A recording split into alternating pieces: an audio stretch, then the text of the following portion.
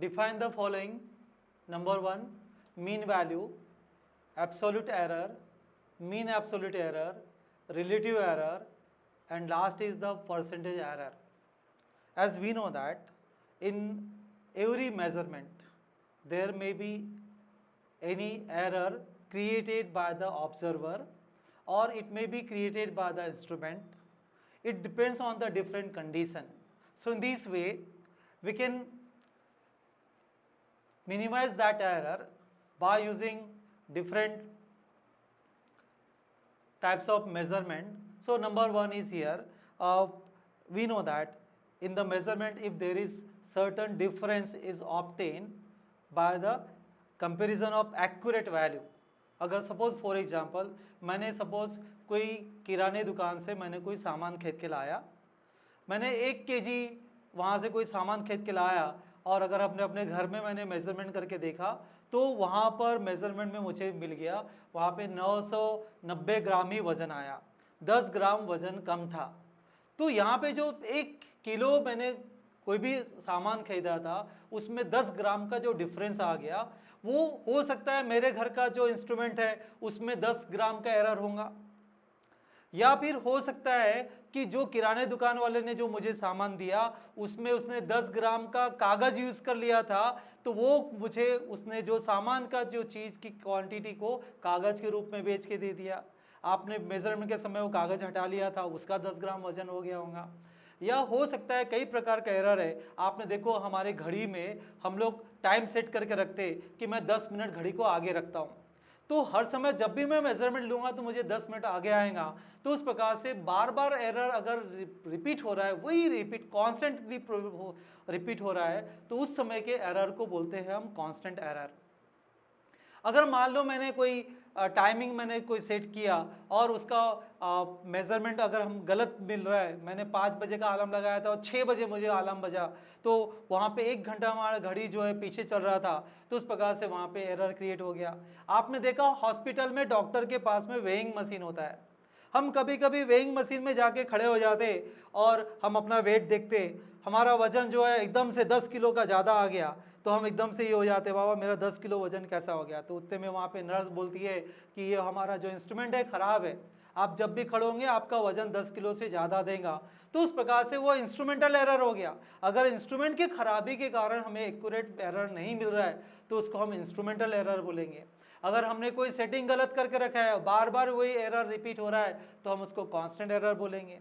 कभी कभी हम लोग मेजरमेंट लेते समय हमसे गलती हो जाता है, तो ह्यूमन बीइंग के कारण हो जाता है, तो हम उसको बोलेंगे पर्सनल एरर। इंस्ट्रूमेंट ने रीडिंग सही दिखाया लेकिन हमसे जल्दी में धोखे से हमने रीडिंग गलत नोट कर लिया, तो हम उसको बोलेंगे पर्सनल एरर।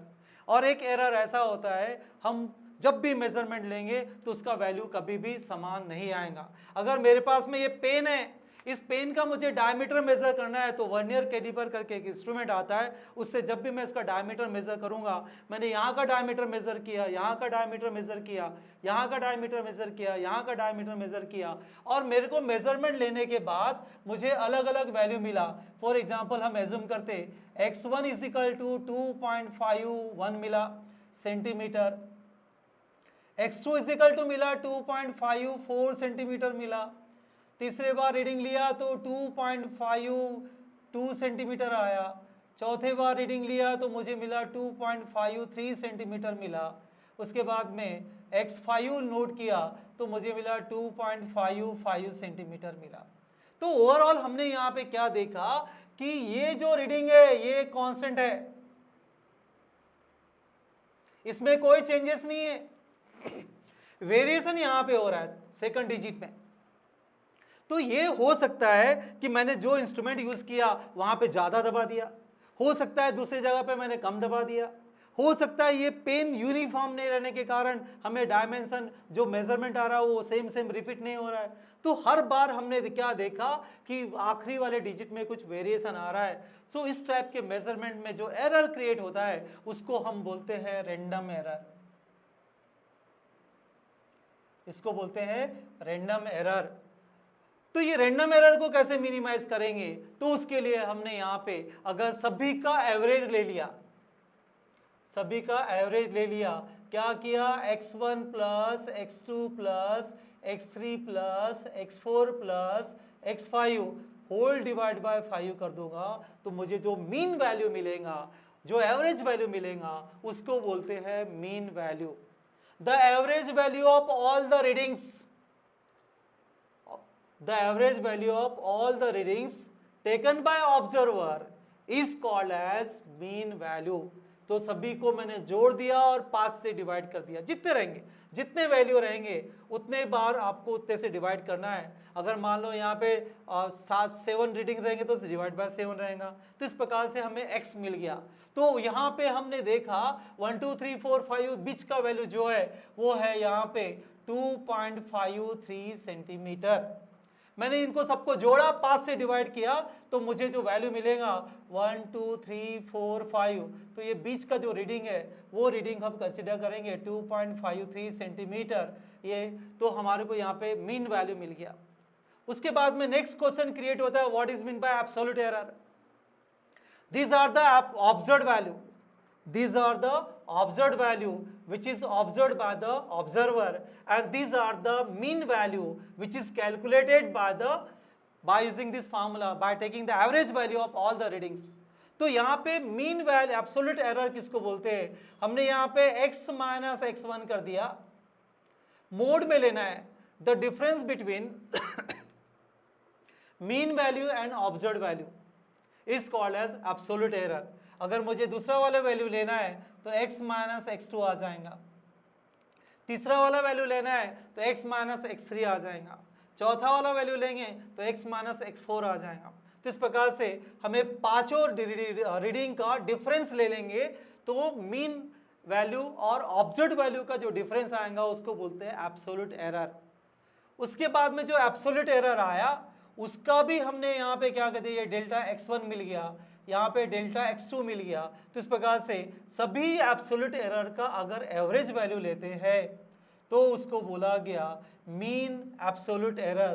तो delta x1 plus delta x2 plus delta x3 plus delta x4 plus delta x5, इस प्रकार से भी जितने भी एब्सोल्यूट एरर आया पांचों रीडिंग के 5 मीन वैल्यू के साथ में हम डिफरेंस करेंगे, तो हमें यहाँ पे एब्सोल्यूट एरर मिलेगा delta x1, delta x2, delta x3, delta x4, delta x4, delta x5, सबको एवरेज निकाल लिया तो बन गया मीन एब्सोल्यूट एरर।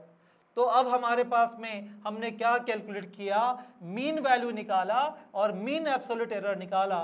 इनका जो रेशो होता है उसको बोला गया relative error. The ratio, it is a relative error is defined as the ratio of mean absolute error to the mean value। बहुत ही सिंपल सा डेफिनेशन है। It is defined as the ratio of mean absolute error to the mean value is called as relative error।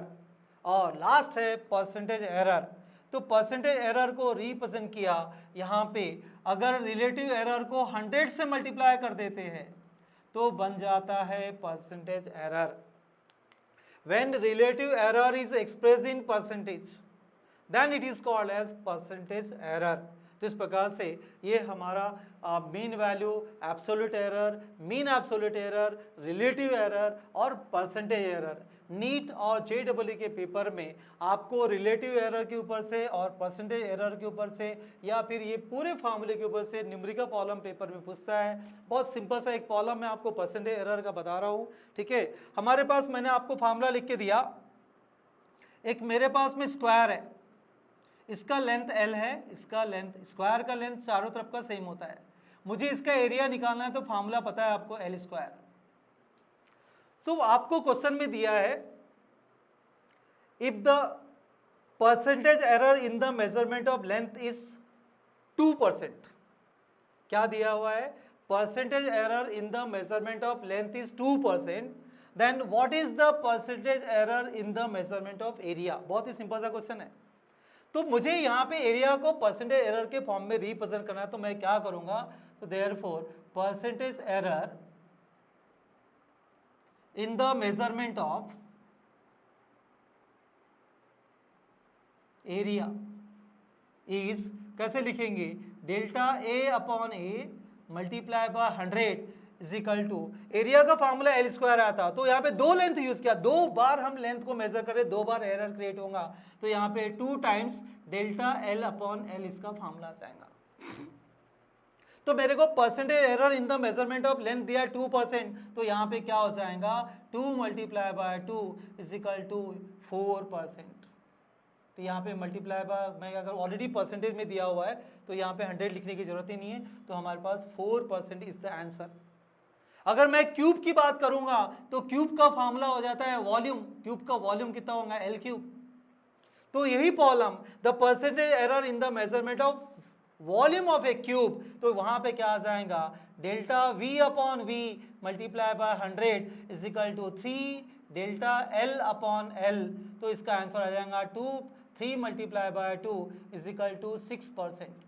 तो इस प्रकार से आपको बहुत सारे प्रॉब्लम मिलेंगे, अलग अलग प्रकार का प्रॉब्लम है, in terms of density, in terms of area, in terms of volume, in terms of force, in terms of momentum, in terms of resistance. आपको बहुत सारे फिजिकल क्वांटिटी पढ़ने मिलेंगे पूरा थ्रू आउट द ईयर, 2 साल तक आपको बहुत सारे फिजिकल क्वांटिटी पढ़ने मिलेंगे, और जैसे जैसे फिजिकल क्वांटिटी आते जाएंगे वैसे वैसे आप हर फिजिकल क्वांटिटी में परसेंटेज एरर भी निकाल सकते हैं। जरूरी नहीं कि आज के आज ही खत्म करना है, आपको मेन पता होना जरूरी है कि परसेंटेज एरर कैसे निकालते। तो हम नेक्स्ट एपिसोड में पढ़ेंगे कि परसेंटेज एरर के अलग अलग फार्मूले, अगर पावर में है, मल्टीप्लिकेशन में है, एडिशन में है, सब्ट्रैक्शन में है फार्मूला, तो हम कैसे परसेंटेज एरर निकालेंगे वो हम नेक्स्ट एपिसोड में पढ़ेंगे। ओके।